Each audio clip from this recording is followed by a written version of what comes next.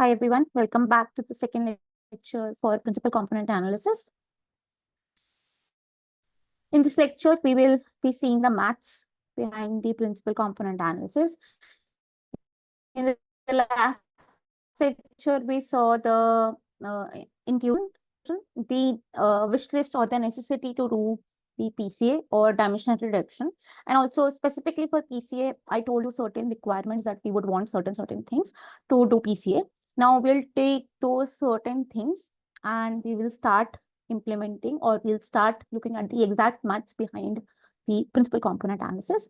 So the agenda for today are two. One is the math behind the principal component analysis and the practical. I'll show you, I'll give you a very small piece of code or a notebook which you can run and implement PCA using with. Okay, so let me start. So yesterday we ended our discussion on this, that how should we project the data. So we had 3 points in our hands. We had that you should reduce the dimension, or whenever you're doing the dimensionality reduction, you should do it such that the data still has a lot of variance in it, because we argued that the variance between different points is what helps us distinct them, like identify them or make them distinct from each other. So variance is something that makes every data point distinct from each other, and it's very important for a classification algorithm to have this variance. Otherwise they will not be able to detect the difference between two data points, right? And the next thing we saw that whatever projection we are going to do onto should be orthonormal. This is a very important thing. We talked about this in linear algebra as well. And then the last thing that we saw yesterday was that the covariance between any two dimensions should be low, right? So basically the features should bring in something new to the table, and there should not be redundancy. If two features or three features are highly correlated, probably we can just keep one of them and drop the others, right? So this is what we had seen yesterday. Today we are going to take these and formalize them using the maths behind it. Okay, so there are 3 blocks of PCA. So first I'm going to be talking about projection. So this is the first part. Then I will talk about a special matrix, and then there'll be some magic which will bring all of this together, and we will have PCA. Fine. Okay, let me start with projections. A little revisit from projections from linear algebra. So this we saw already in linear algebra. How do we project a vector onto another vector, right? So this is linear algebra. You guys remember this, that the projection, this P is x cap sometimes A. So we are projecting this B vector onto this A vector, and x cap is basically telling me the coefficient of this A vector, that okay, this much times of A vector is actually the projection of B vector onto A. This everybody remembers? Any doubts here? This is something that we have seen already in linear algebra, so you should not have any issue with this. This is clear, right? Okay. Then this is the projection, correct? So now so you just remember this formula. This is important. This much you should remember.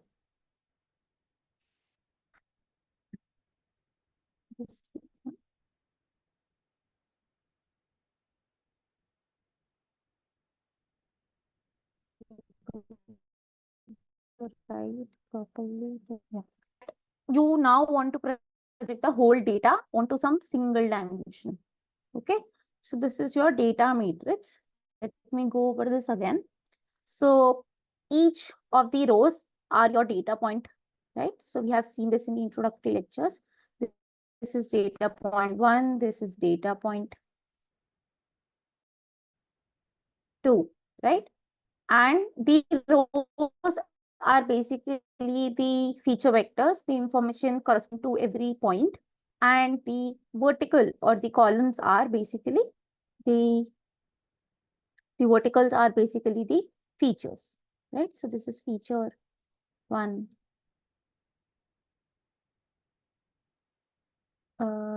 Video and screen is lagging, is it? Okay, let me see.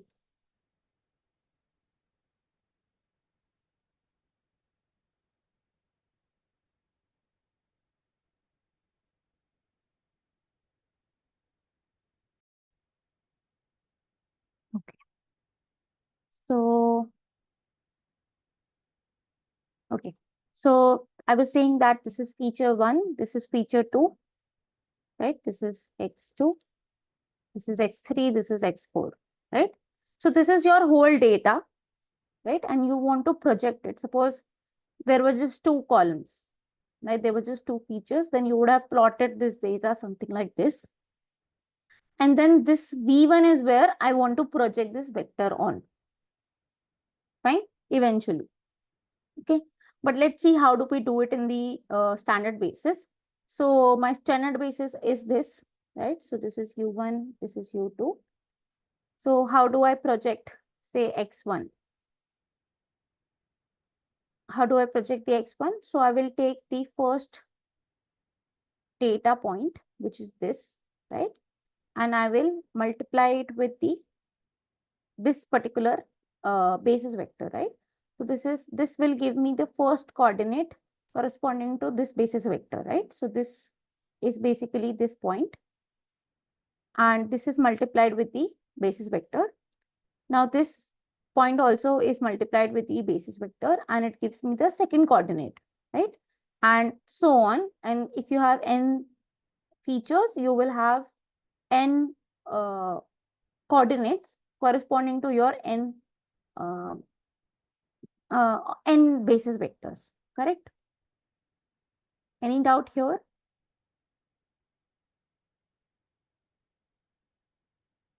Right? Can I reduce it to some form? This, can you see this, observe this? Can you see this and tell me if I can reduce it to some form? Like rather than writing this big multiplication and addition, can I write it in a very compact manner?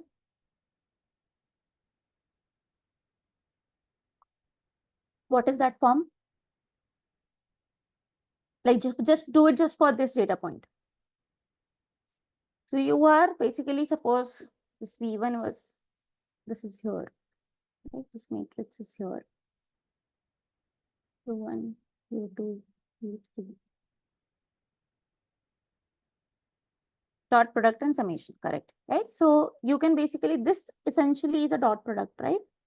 Or you can just take the dot product of this with this U vector and it will give you. Okay, let me just add that, right? Okay, fine. Now, if you want to project the data onto a new basis vector, how will you do that?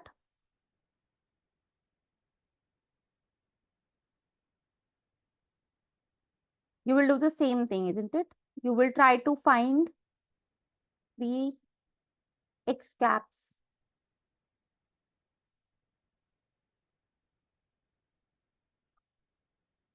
Right? So you will try to find these x caps. So let's see how do we find the x caps. So we, from the previous slide, we know that the projection will be something x cap into the original vector, right? Here, this is my x, the data point, and this is my x cap that needs to come, which is the projection. It will tell me how much times the vector v1 is the projection. So I can just do this. So the new point will be, this is the new point actually, this is the new data point. I should have used a x cap here also. So this is my new data point, okay? So how will the new data point be? It will be some x cap times v1, correct?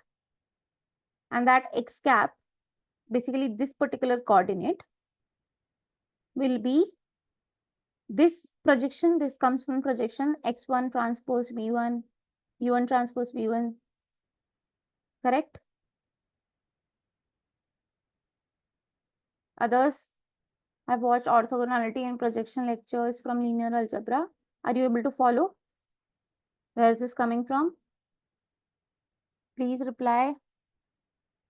Vedanta and Harshit.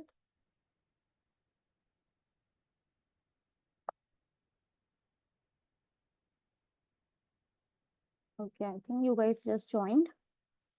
Anyways, stop me anytime you feel that you're not able to understand. Okay, so I'm doing nothing. Just like I calculated the coordinates for every standard basis vector. Here, suppose I have only just one vector on which I want to project this data on. So how will I calculate the coordinate? This particular coordinate is this formulation. This we have seen in linear algebra already. So this x cap 1 1 is basically the coordinate value for, like, suppose this v1 is there, right? So how much value is here for, say, this data point, right? And suppose there was just one more axis which is coming out, or which is here, this axis, right? The projection, the x2 cap would have told me how much of that point lies on this particular axis, right? So this is simple. This is what we have seen in projections already. So I'm just taking the projection and I can write like this. Why can I get rid of this term? Why can I get rid of this term? Okay. So this is actually equal to 1, correct? Because these are orthonormal vectors, right? So this projection that I'm doing, we decided that we will only take orthonormal vectors or the orthonormal basis. So this is a unit length vector and hence I can just reduce this, right? So since V1 transpose V1 is equals to 1. Fine. Any issue till here? How is this coordinate calculated corresponding to the V1? No? Others, please reply. Hoping that you have seen the projection and orthogonality lectures.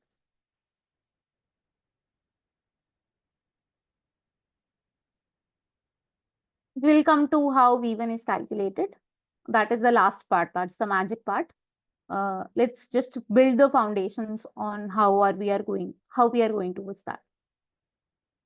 Okay, Vedant and Harshit, I don't have any response from you guys. Can you let me know if you have any doubt?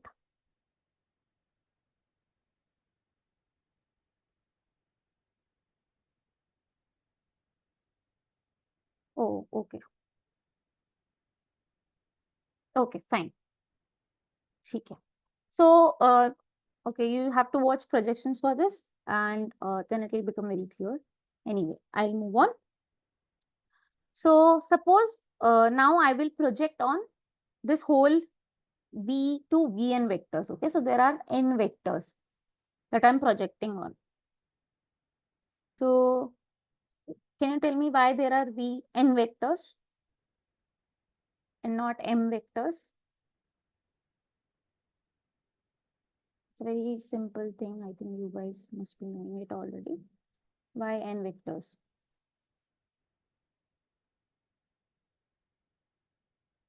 Yeah, so because the number of features that we have are n, hence there'll be maximum n dimensions I can project in, and I can't project in more dimensions, right? So hence the number of these orthogonal basis vectors will be equal to the number of features that you have, right? And that's what the dimension of every feature represents, right? So every feature is a new dimension in the data, and hence we have n vectors.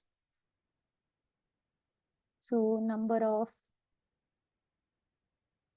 features is equals to n. Fine. So now, so I just showed you for this vector, right? So this multiplied by v1 was giving me the coordinate, the new coordinate for this, right? Similarly, this multiplied by v1 will give me the coordinate for x2 that is projected on v1, correct? And similarly, all of these things. Then, so if I am going to project whole of this data, right? What will this matrix be? So let's call this matrix as x cap, capital X cap.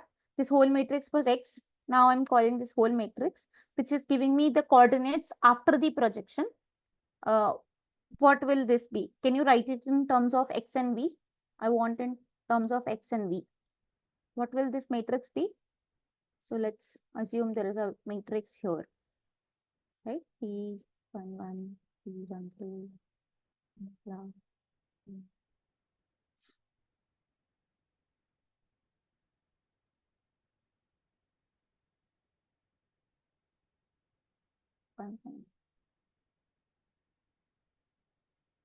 We have this matrix.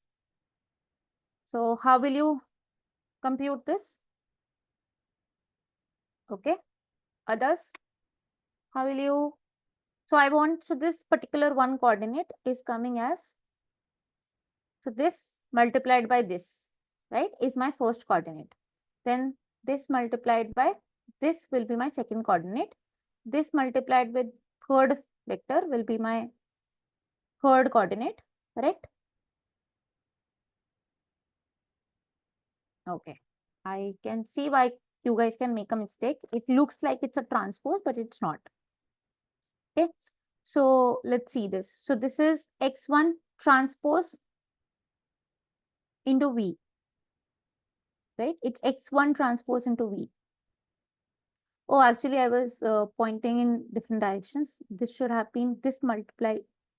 This is x1. Okay, let me clarify this notation. I clarify this notation, but this is actually xv.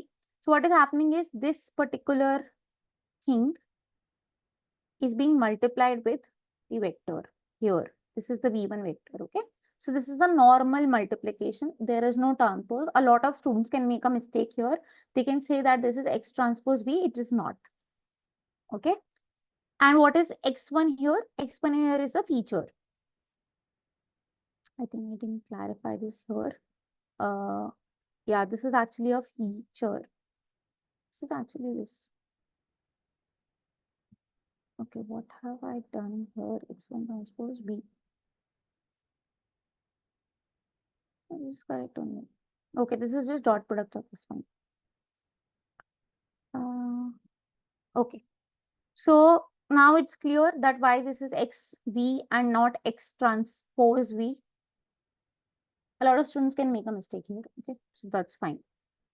This is just multiplication of these two here. Yeah, Rohan, you have a doubt? I think I've messed up some notation. Yeah. Can you point me out the notation? This is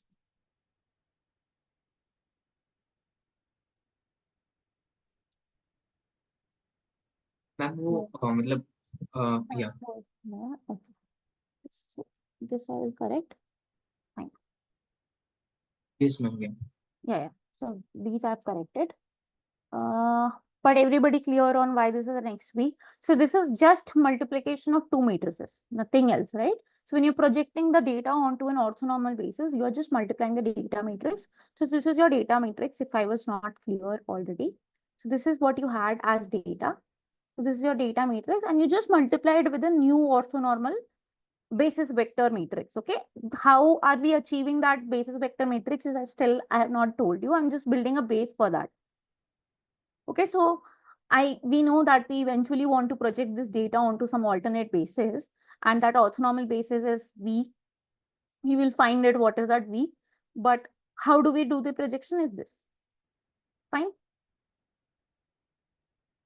Clear? Any doubts? Okay, fine. Let's move ahead. So this is about the projections. Now I'm going to build the second block for you. So at the start of the lecture, I talked about 3 blocks, right? Here, right? So this is projection. This we have talked about. Now I'm going to talk about some special matrix, and then we'll do some magic and we'll get the PC. Okay, so I have completed this projection. I will talk about a special matrix now, and then we'll do some magic and see. Fine. So let me start with that special matrix. Okay. So I am writing this matrix here. So what I've done is I have taken the transpose of the data. So now my features are like this. Okay, features are like this. So this was my feature 1, right? This is my feature 1. This is my feature 2, right? And now these are the features. So these are transposes of these column vectors. Okay, so now this is my feature. So nothing fancy here I have done. I have just taken the transpose of the vector. So this is my new matrix and I'm dividing it by m because there are m samples. I'm dividing it. So first of all, tell me what type of matrix is this? So the matrix that I have is 1m x transpose x. Okay. Okay. Others, what type of matrix is this?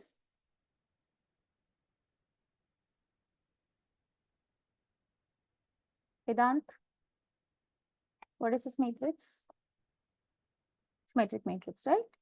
Okay, so this is a symmetric matrix. And symmetric matrix, we know has a lot of great properties, right? So we'll just use them. We'll see them. So now it should take you back to that era of symmetric matrices, quadratic forms when we talk about symmetric matrices, and you should be able to recall everything that we have seen in linear algebra. Fine. So this is the symmetric matrix. Very happy to see everybody is able to recall. So now I have multiplied this matrix and I'm calling it sigma matrix. Okay. Can you tell me anything about the values of this resulting matrix? So I will have a matrix here, right? It'll be, so this will be multiplied with this, right? So there'll be some value here. So let me call it x1. So features I'm denoting with this. Okay, so this is x1 transpose x1, right? This is x1 transpose x2.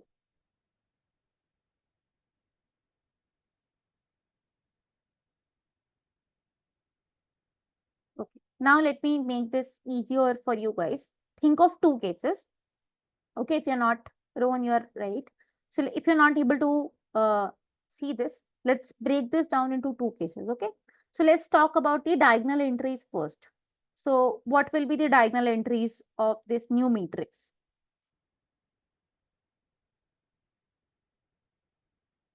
Recall yesterday's lecture. Can you see that this vector is being multiplied by this vector, right?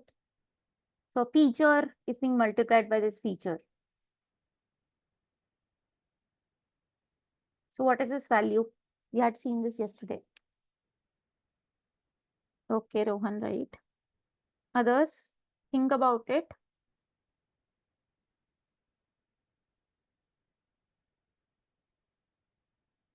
Think of this.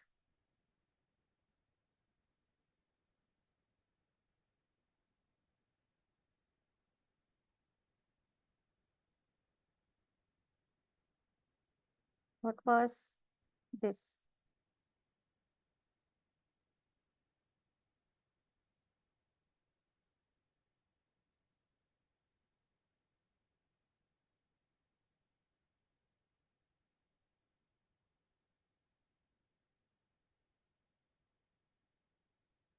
If you multiply this, this is what? So first of all, this data, as I said in the last lecture, I will always assume this data is zero-centered. Okay?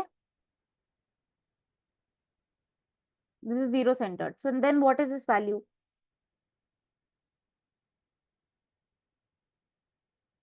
Oh, let me pull up another slides.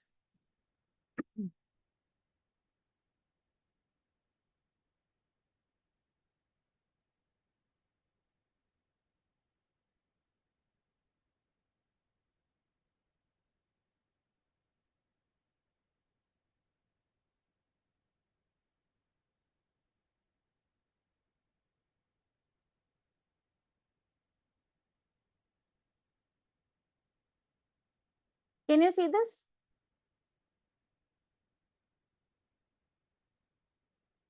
Is it not same as?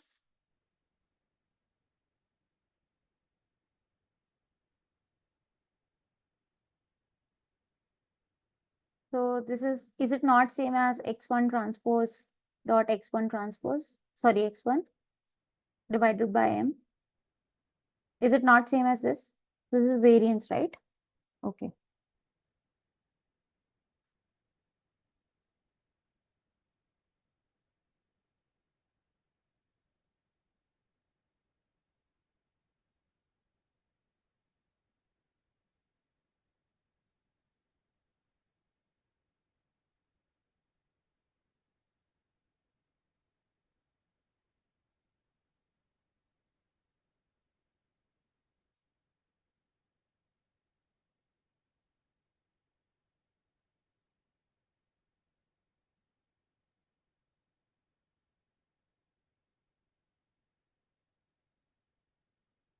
Okay, let me go back to those slides.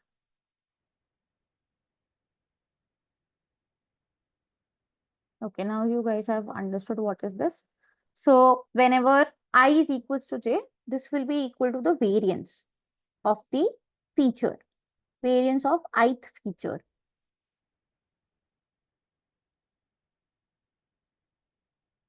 And whenever I is not equal to j, then what will happen?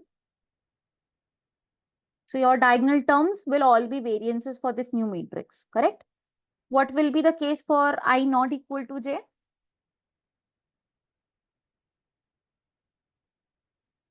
Okay, I have one answer. Others, think about it.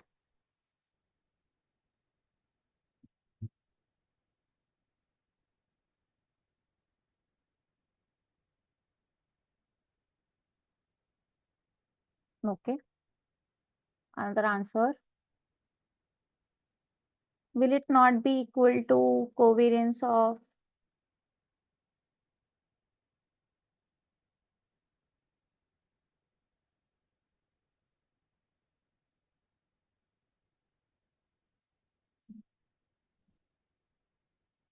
so this is equal to 1 by m sigma I is equals to 1 to m x I1 when say I and j are two different things. I should have taken this to be equal to k. K is equals to 1 to m for all the data points x I xk I into xk j. What is this? This will be the value, right? This will be multiplied by this, correct? Right? So this is covariance. Okay. Forgetting last lecture only. Okay. So this is my I and jth features covariance. Okay. So this is a nice matrix. So X transpose X is a symmetric matrix and it happens to contain the covariance and variance also of these features, right? And from the last lecture that we know, we want to do certain things about the covariance and the variance. Fine. So can you see where I'm going? So this sigma is called the covariance matrix. Fine. So this is the special matrix that I was talking about. We will use this to do the PCA. Okay. So okay, so like I was saying that I wanted to do certain thing about this covariance and variance, right? So if you think about that, I will just write those points that we had seen yesterday. So covariance should be low. What's the lowest number of covariance that we can have, right? And variance should be high. Variance should be high.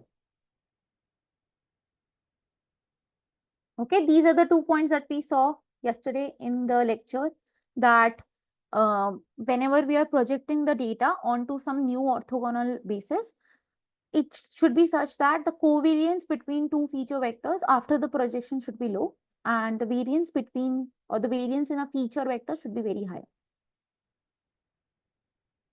Oh, sorry, this is right. This is not correct. I made a mistake here.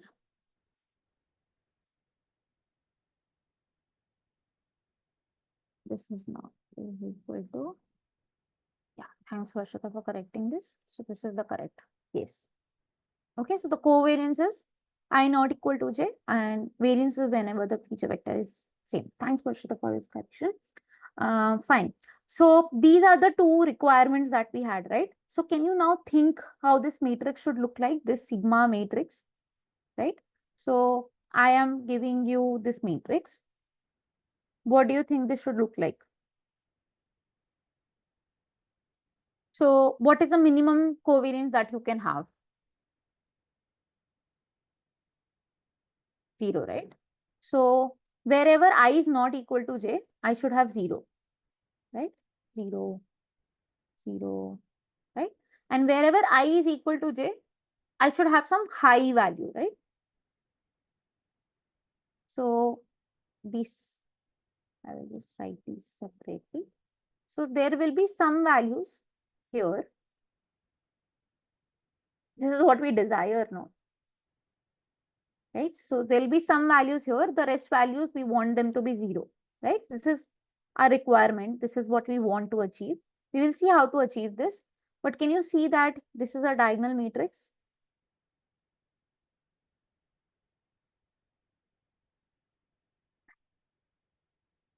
Right? We want this matrix to be diagonal matrix. Correct? Yes, no. This is after projection. We want them to be like this, that for the new feature vectors, we should have the same, we should have high variance and very low covariance. And the lowest covariance you can assume between any two features is 0, right? So everybody clear why this matrix should be a diagonal matrix. And this is after a projection only. Okay, so this is just to build the base that X transpose X is this. But after projection, I want these properties to hold, right? We want these to hold after projection.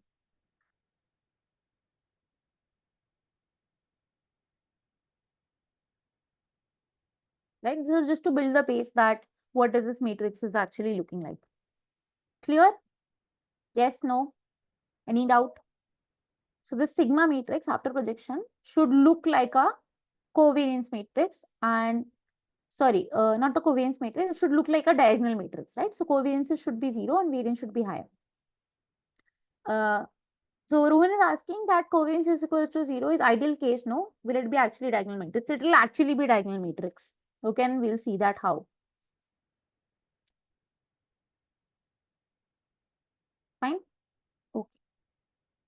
Okay. So as I said that these properties are required after the projection. So I'm going to replace X with X cap. X cap is the projected data onto the new orthogonal basis that we will select. I have not still told you how this basis is selected, and we'll come to that later, or next few slides you will see that.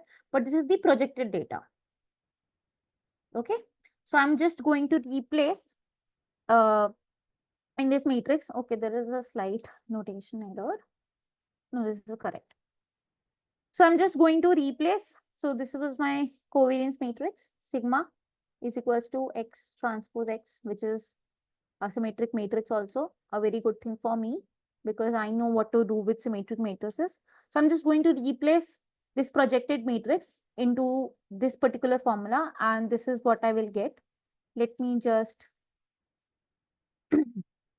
replace this XB transpose XB is equals to 1 by M. This is V transpose into X transpose into X and V. Right? So this is sigma cap. Correct? Can you see where I'm going? Are you able to see where I'm going? Okay. Can I expect sigma cap to be like this? If yes, why can I expect this?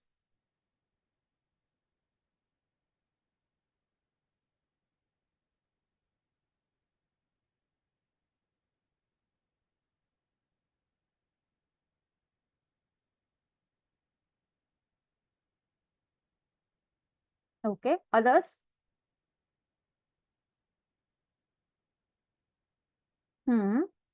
Okay, I'm happy to see that people are getting there. Prashita, you were correct, partially correct. Yeah, you were partially correct.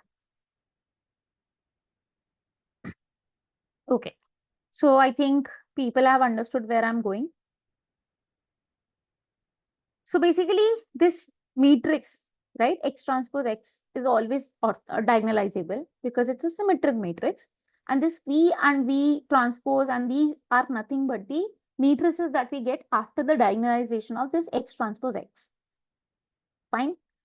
So V will actually contain the eigenvectors of X transpose X, and sigma cap will be the diagonal matrix, which will have eigenvalues divided by the M. Clear? Yes? No? Clear? Awesome. So so this is the Eureka moment. So this is what PCA is. Okay, so we have learned PCA. It is nothing but diagonalization of this matrix X transpose X. Fine. So the Eureka moment, a lot of you were able to already identify what this is. So I'm very happy about that. Okay. So fine. So these are, everybody's clear till here? No issues till here?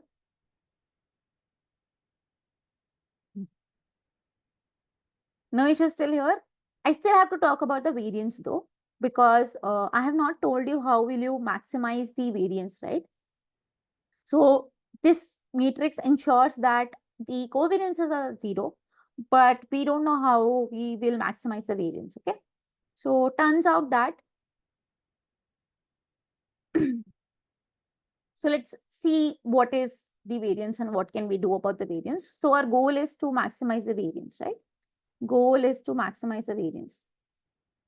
To maximize the variance. Variance, right?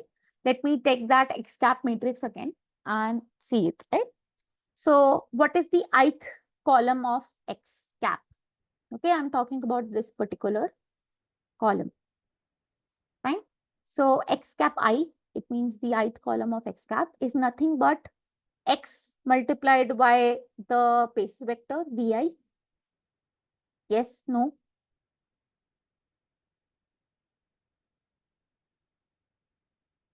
So this was like this. X1, 1, X1, 2, X1, 3, so on. Right? Mx, Mn, X, M1. Right? So this was my matrix. Right? And these vectors were being multiplied by V1. Sorry. I'll just write V1, 1, V1, 2, V1, V. Actually,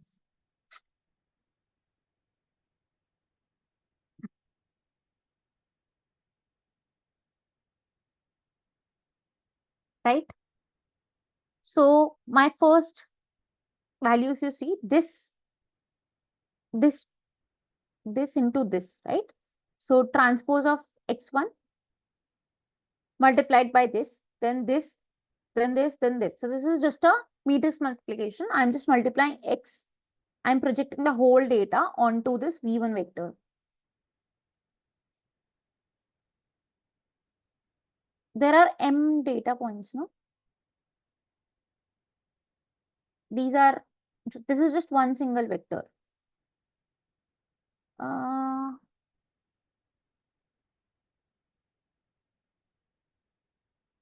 It will be M, no? So Rohan is asking why it should be Vn. So, oh, right. Sorry, this should be N. This is correct. This should be N, correct. Fine. So this is Vn. So I'm just multiplying this whole matrix, the whole full matrix with this particular vector, and I'm getting the projection for this whole data onto my V1 vector or just one single vector. So one column of this projected data, this new data, the new features that we have are just X into the new basis vector. Yes, no? Others able to see it? Fine. Okay. So let me do some trickery here. Should have replaced X cap with this, but okay, let me not do it myself because the notations are a little complex. So I will just replace. So I will just have the variance here. Okay. So what is the variance? That is the 1 by m of 1 by m of the dot product of the feature vector with itself, right? And this is my feature vector. X cap I is one feature vector, the new projected feature vector. I'm just replacing XVI with that. Okay. And I have just replayed XVI with here, and then I'm just reorganizing these terms, right? So X transpose X, right? So can I replace it with the eigenvalues here of the X transpose X? Yes, no. Can I replace it?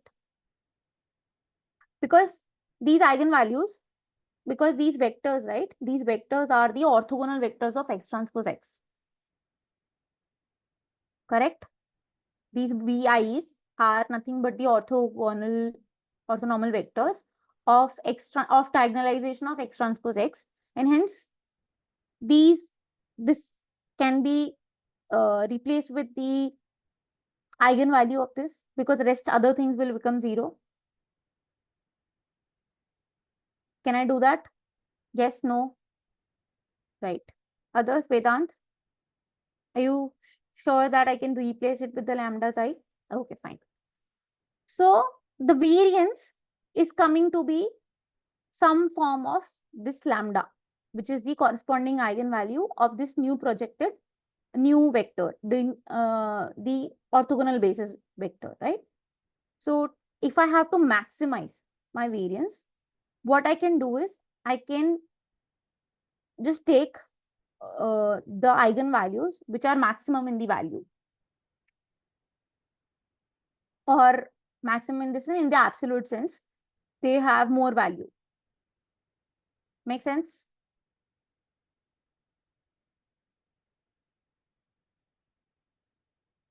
Right? Because also I forgot this. Vi transpose Vi is just 1. So this comes directly equal to 1 by lambda I. It's not like a hyperparameter. It's not like a hyperparameter. There is something called as K, which will come, which will be a hyperparameter. I'll come to it.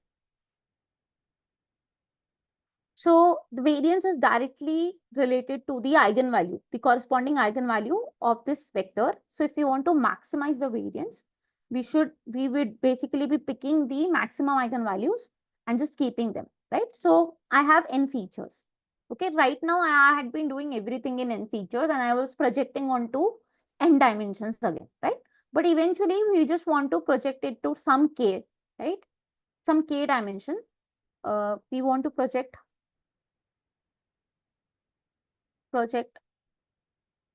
on just k dimensions, right? This was our initial goal, though I have been showing you the calculation for whole n features, but eventually you will select some k dimensions only, and k will be much less than n, correct?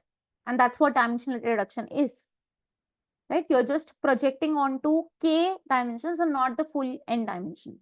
Make sense? So how will you select those k dimensions? You will select them using their eigenvalues, and the maximum eigenvalues will give you uh, which direction or which orthogonal vector you have to pick, or eigenvector you have to pick. Okay, so we'll retain only those eigenvectors which have high eigenvalue. So if somebody has 0 eigenvalue, we are sure that we are not going to take that particular dimension, because the variance on that direction is 0.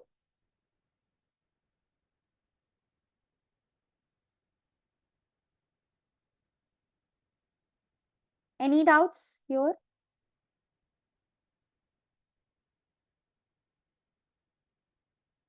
All clear?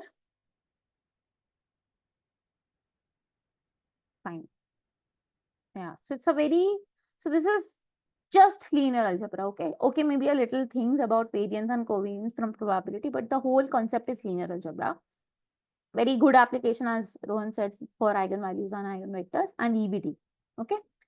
So just a second. I think I stopped sharing by mistake. Yeah. So any doubt here? Everybody's clear? What is it? How are we getting? the eigenvalues, and this is what PCA is. Even like this is what PCA algorithm is. Whatever you have seen in some sense is just PCA. Whatever you have seen so far is PCA. Okay. Okay. Yes. So I'm coming to that version. So let me just go over the full picture of PCA. So you will first take the data that you have. You will zero center the data. You will do the eigenvalue decomposition of X transpose X, right? You will sort the eigenvalues and vectors accordingly, right? You will sort them in descending order.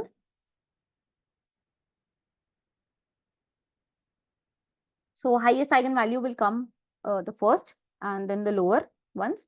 Then you will only retain those k eigenvectors which have the highest eigenvalues. Fine. And you will project your data, and those eigenvectors that you have selected are nothing but the new orthonormal basis that you want. And you will project your data on those k eigenvectors or those k orthonormal basis vectors. Fine. And whatever eigenvectors that you're choosing by this are called your principal components. And hence it's called principal component analysis. Make sense? This is the full algo for PCA.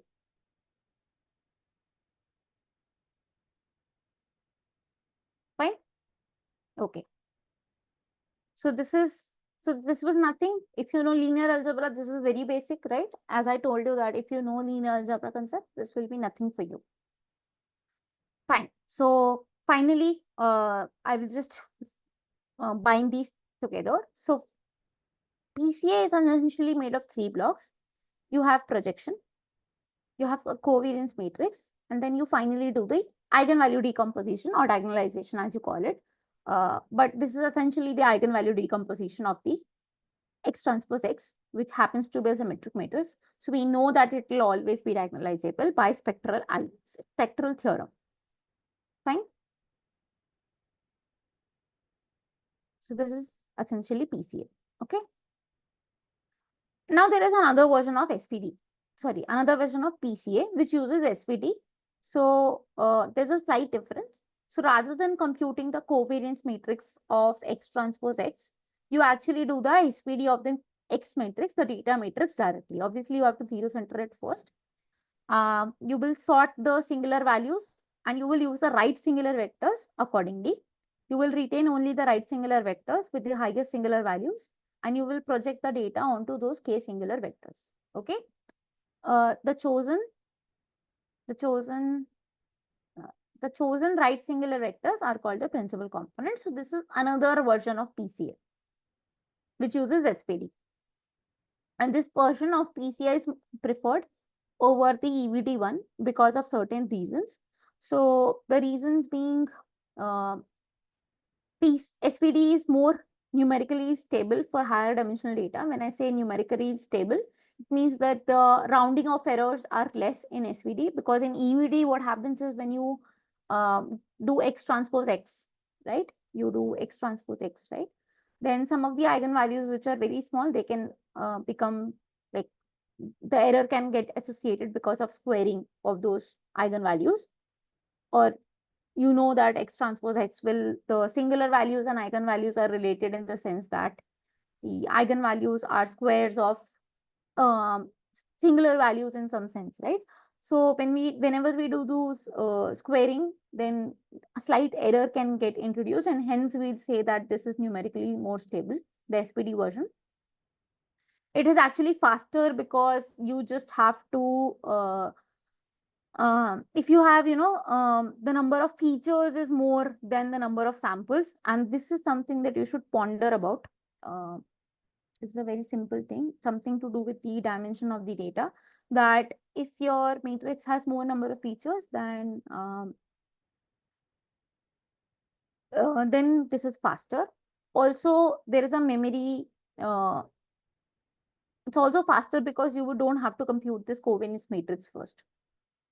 Okay, so you are basically avoiding the computation of X transpose X, and hence your memory, it's also not, because this computation of X transpose X is a very memory intensive task. You have to keep the whole data into the memory, and if this data is huge, you might not be able to do it in one go. You might have to do it incrementally, means small, you will create small partitions of your original data matrix, and you will create this X transpose X, right? So in that case, SVD is preferred because you don't have to do this computation of X transpose X, and you can directly use this. Fine. Okay. Any doubt here? We'll do one question after this.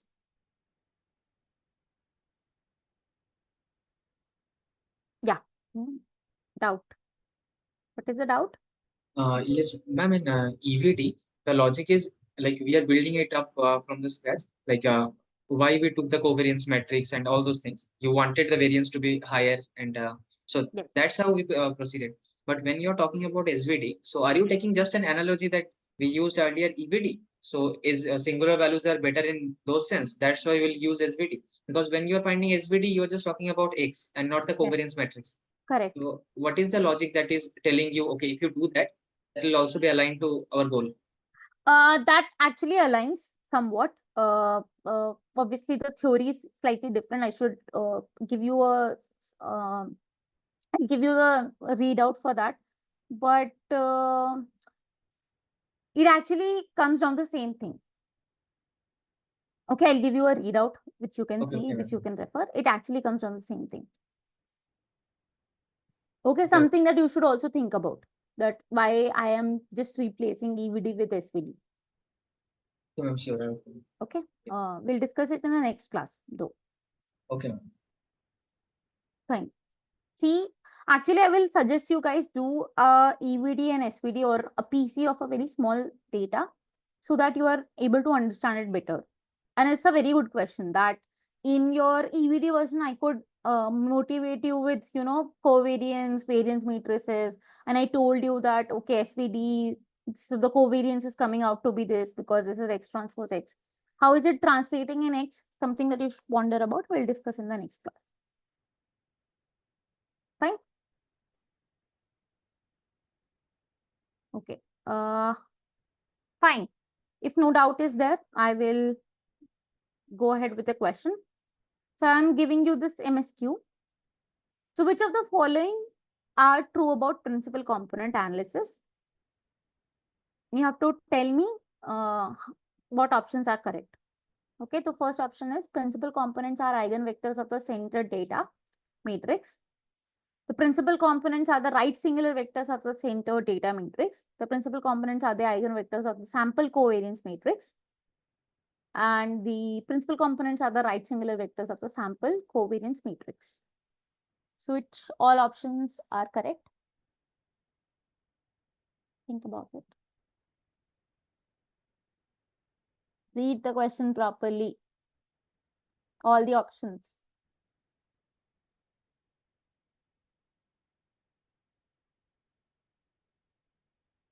Sample covariance matrix is this only, X transpose X. Sample means that you don't have the whole data. You're taking a sample from it.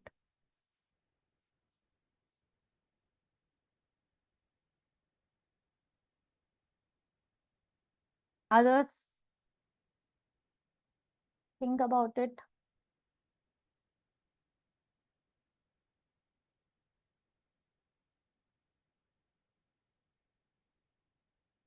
Yes, center data means zero center data. It's called center data also.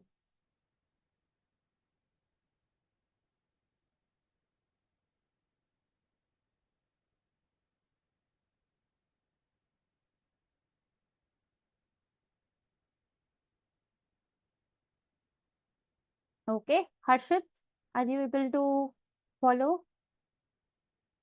Any thoughts on this question?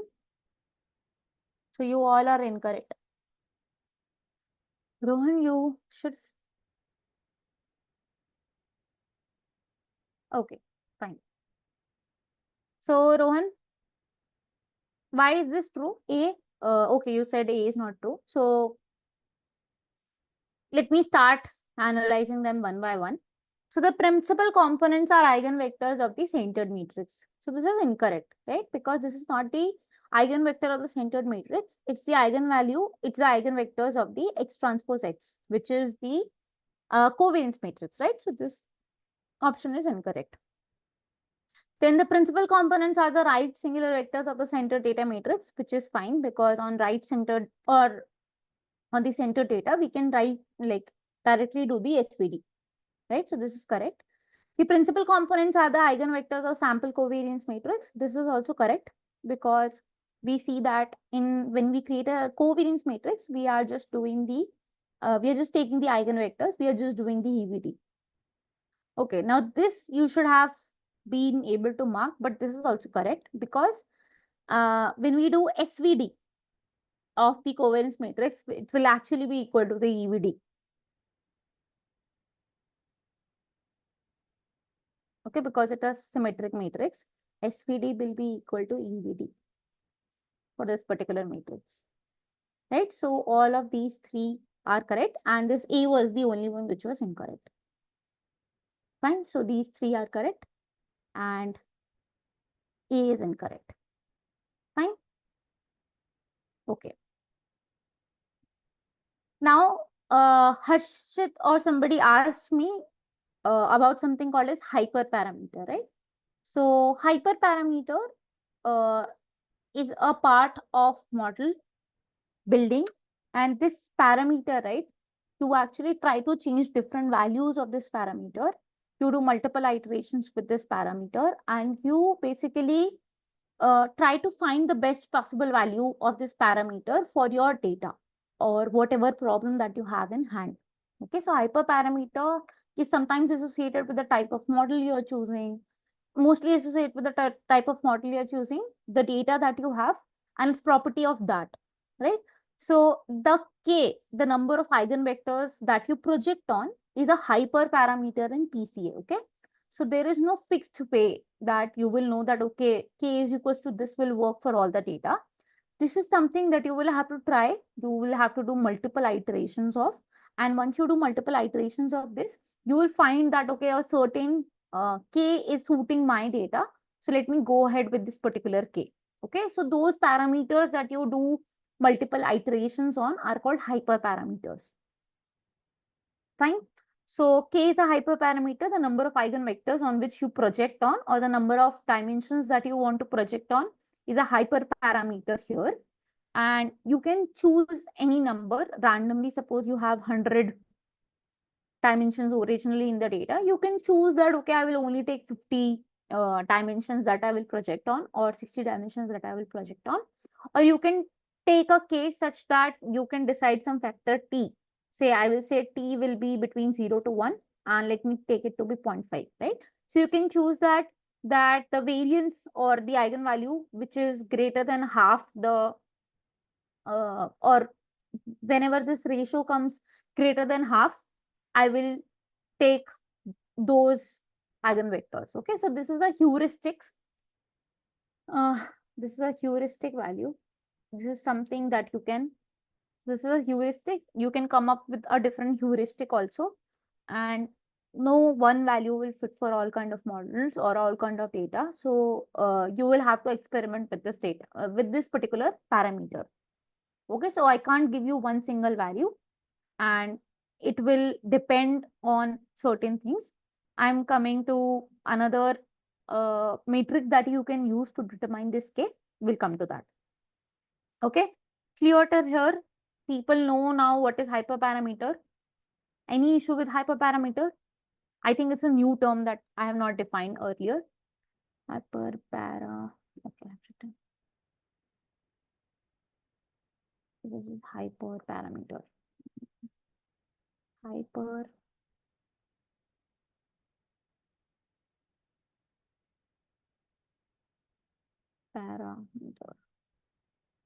Okay.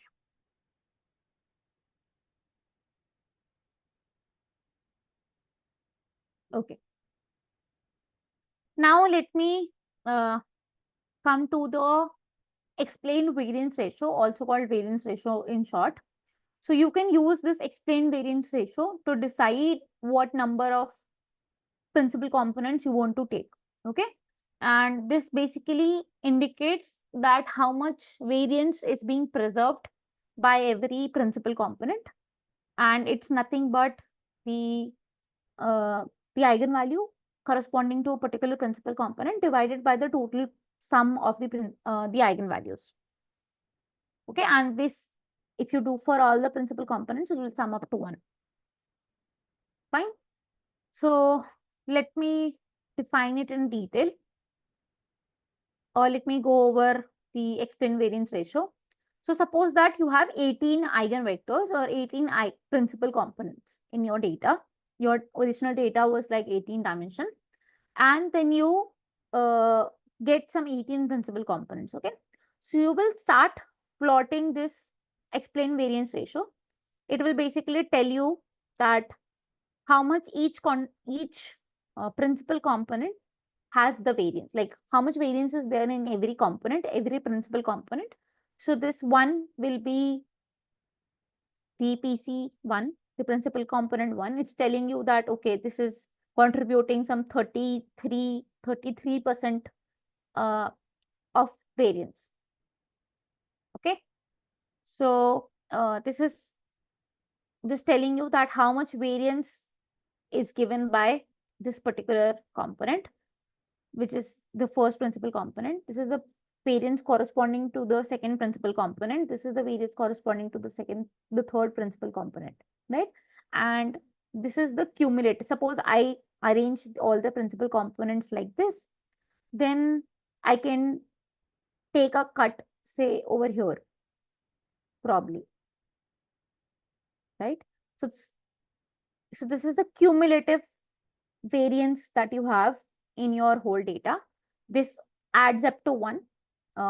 So let me go back to this slide where I was started explaining the variance ratio. So as I said, that it indicates the proportion of data sets variability that is captured by each principal component. And this is nothing but the eigenvalue corresponding to that principal component divided by the total sum of eigenvalues. It tells you that how much variance this particular principal component is capturing in your data. When I plot this, so you will see when I sort them according to their eigenvalues, the first principal component will have the maximum number of the variance. The second principal component will have lower number of the variance, right? And their variances in orthogonal directions, right? So always remember that these are individual variances. So I was telling you how to come to a particular K. So you can utilize this particular graph. So you can build a graph like this, where you plot the explained variance or the variance ratio for every principal component. And then this curve is called the elbow curve. Elbow curve. And you can observe that, oh, around probably it's not adding much to my data. So you can make a call. Maybe you can say that, okay, I will take a cut here. I will only take 9 principal components because I'm able to capture most of my variance by this particular set of principal components. Okay. So you usually will plot this elbow curve to decide what K to choose, and you will choose your K accordingly with this. Or maybe the cut will be somewhere here. Make sense? So we'll probably take some 11 principal components. Make sense?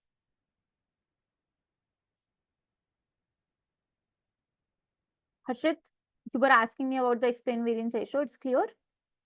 Okay, Varshita.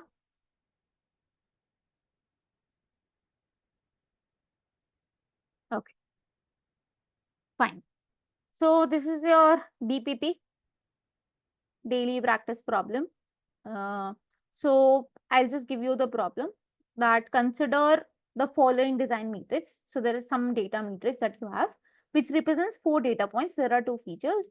We want to project it onto 1 dimension. So you have to do the PCA for this data. Okay, so do PCA for this data. See for yourself what dimension, what eigenvector you're getting, and you have to basically tell me what eigenvector you got after doing the PC on this data.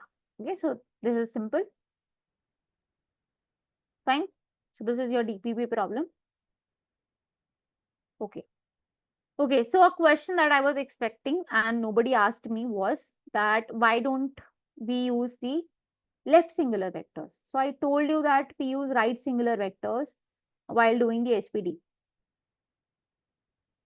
Where is that slide? Here. I said that you use right singular vectors.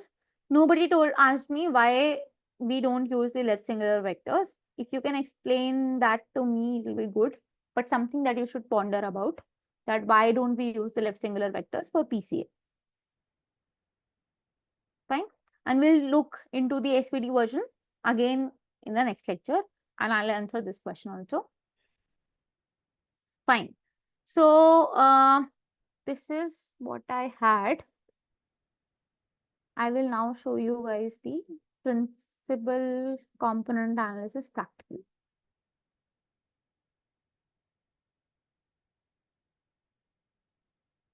Okay, so I will share this particular notebook. If you have any doubts, let me know. So this is a notebook that I have. Probably I'll put it here. Okay, so we will see how to do PCA. I will just show you the EVD version. You should implement the SVD version, which is very simple if you use the NumPy and Pandas library. Okay, so let me start explaining this. So these are library imports, as you must have seen in the Python course, right? I'm loading something called as Iris dataset. So Iris dataset is a dataset for classification of flowers into different groups or different categories. So I'm downloading that particular dataset. You can download the dataset with this set of commands. So there is a URL. So this particular dataset is publicly available, and you can just download it. Okay. So this is directly opening the URL from the online. It will actually create a copy for you, and you have to specify the name of the columns in every so in this particular data set, the name of the columns are not already there. So we'll have to create the names of the data set, and that's what I'm sorry, the name of the columns, and that's what I'm doing right now. Okay. Then another thing that I want to stress upon is that in the data, you did not see me use the Y anywhere, right? I was only using the X. I was only using the features. I was not using the actual class label. So the data was not labeled, right? And hence it was an unsupervised learning approach because we did not use any supervision or any label, true label kind of a thing over here, right? So this is an unsupervised learning approach. Hence, I don't need the actual class label. So this class label is actually the label, which tells me what is the categorization of each of this data point. Okay, let me run this and then I will show you what the data is like.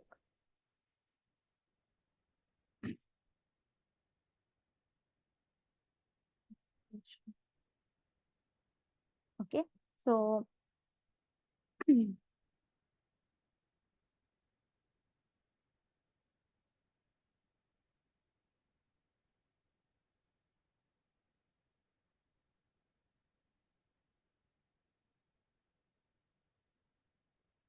so what I'm doing is right now I'm just printing the data, the head of my data. So this is the Iris data set. You can see that there is sample length, sepal length, the sepal width, petal length, petal width, and a class. So class is basically telling you what kind of flower this is. So this is Iris setosa, and there are multiple classes. Let me print all the classes or the classification. So this is for classification data. So class dot value counts. I'm just hoping this will not. Okay, this will not work because class is a reserved word, so hence it did not work. Okay, so you have, so there are three classes in your data. You have Iris setosa, Iris versicolor, and Iris virginia, and you have 50 samples of each in this data. Okay. Now what I'm doing is, because this is an unsupervised learning approach, I don't need this class label. I'm just dropping that. Okay, so I'm taking X to be the dropped version of this class, and y is basically the class. So I'm just storing it there. Fine. So your x dot head, if I print, so there will be no class in this particular data now. Okay. So now I have 4 features. Now I've defined a function for doing the PCA, and it's nothing but what I had told you. I will just first center the data. So this is mean centering. I'm just mean centering the data. I'm just subtracting mean column basis. Okay, so I'm just calculating the means of every column. I'm just subtracting that, and this x is equals to 0 is basically telling you that it is column basis. Then I'm just calculating the covariance matrix. You can do it using np.conf. I can open this. Yeah. So this just basically gives you the covariance matrix. Will give you that x transpose x. Fine. So you have created the covariance matrix. Now you have in number, you have something called as linear algebra module, which will give you the EVD directly. So we are just taking the eigenvalue decomposition of that data. Now I'm sorting them. Now this sorting will give me in the reverse order, like this sort basically sorts in ascending order. I want it in descending order. I want the eigenvalue to be the highest eigenvalues to come first, right? And hence this particular thing. So this particular thing just reverses the array, whatever you have. Then, or I can just print it so that you can see. Okay.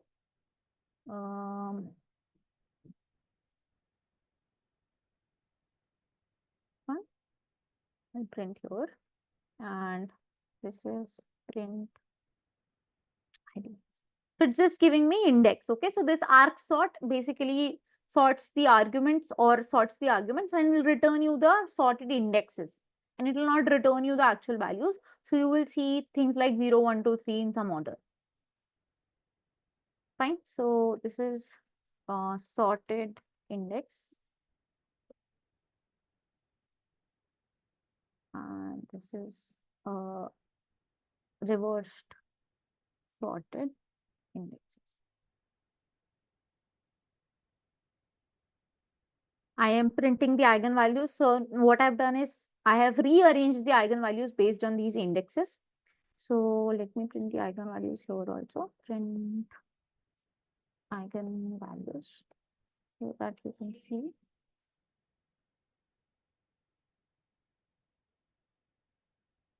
Okay. And then we'll print the sorted eigenvalues. Sorted eigenvalues. So very simple code. It's not very hi-fi. It's a very simple code. Then you are sorting your eigenvectors accordingly, because you have to take the corresponding eigenvector, right? The eigenvalues that you're choosing, you have to take the corresponding eigenvectors. So you're just sorting the eigenvectors. Then this function received 2 components or 2 parameters. One was x, the data on which we had to do the PCA, and also how many number of components you want to take. So now you're just taking those many components because it's a 2D matrix, and hence the thing is happening on the second dimension. And now you will just do the projection. So projection is nothing but the multiplication of the data, which was equals to xv, right? So this was xv. So you are just dot multiplication of the center data with the top eigenvectors that you've picked. So here you have just picked the eigenvectors or the principal components. And then you will just return the projected data, your eigenvalues and eigenvectors. Okay. So let me run this. So I will do it for 4 dimensions first, and I'll show you for 3 and 2 dimensions also. Okay. So you have 4. So you had 4 features in this particular data, and you have taken the 4 eigenvector or principal components only. So whole of your data variance will be captured by these all of them. So you can see that the eigenvalue computation give you this. Then the sorted index was telling you that okay, so this sorted index was in reversed order, because you can see that this eigenvalue is the greatest, right? And the index which it gave you was in this order, 0, 1, 2, 3. So we are just reversing the index over here with this particular thing. Then I have just sorted the eigenvalues. This particular thing here will sort the eigenvalues according to the index. Sort the eigenvalues according to the index. Fine. So now you have sorted eigenvalues. So now it's arranged in the order that we want. So now we'll pick up all of these 4 eigenvectors, because we said that the number of components that I want is 4, right? Now I can't plot all the 4 eigenvectors, because I can't plot something in 4D.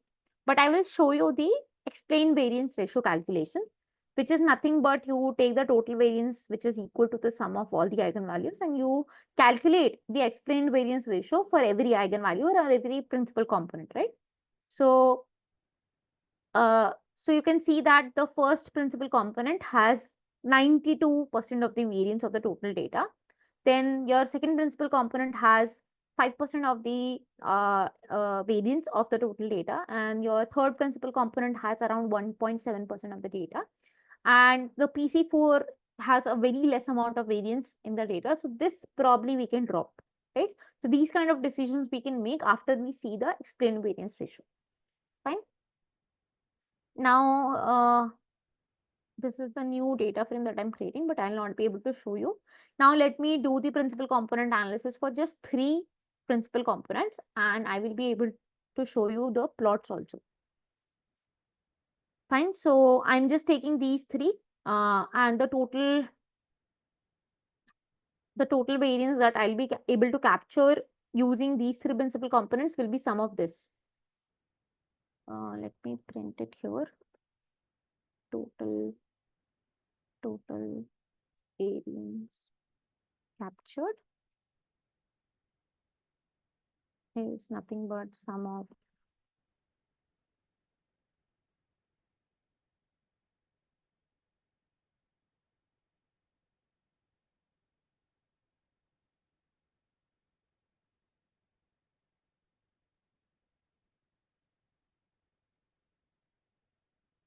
so the total variance captured.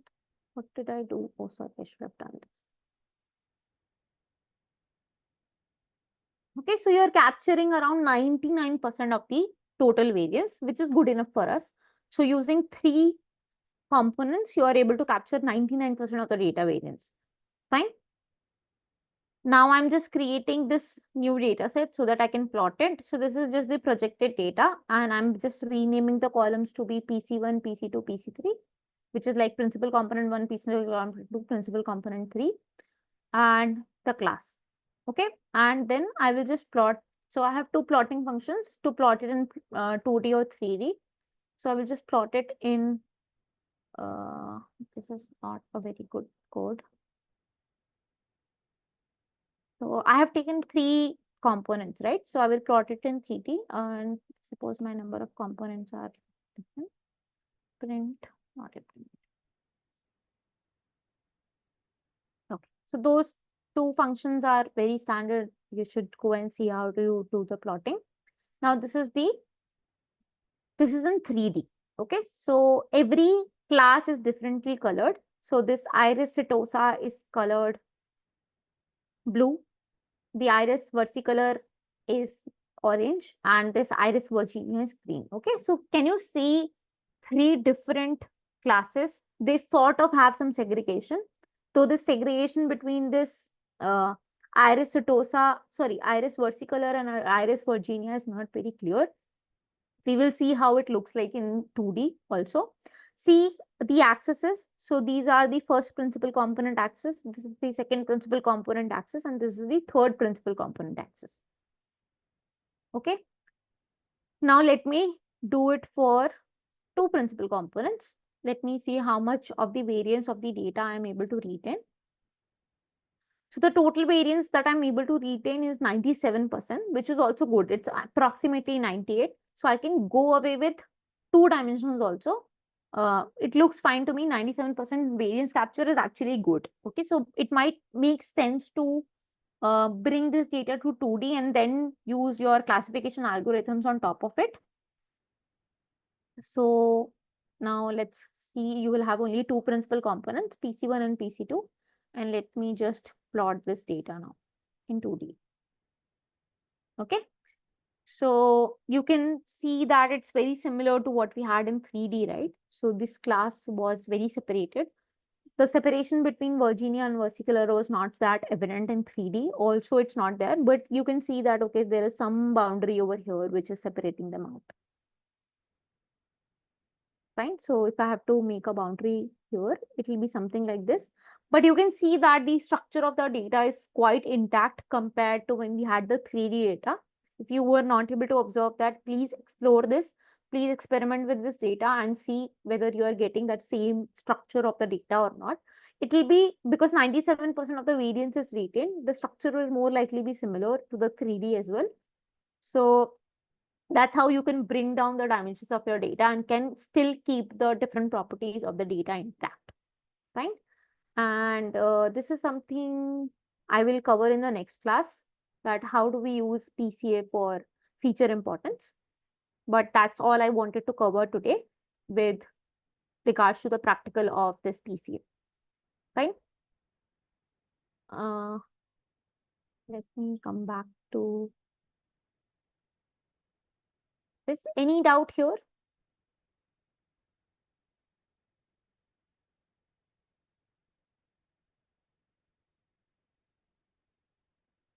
Any doubt, guys? No, all clear. Went above the head.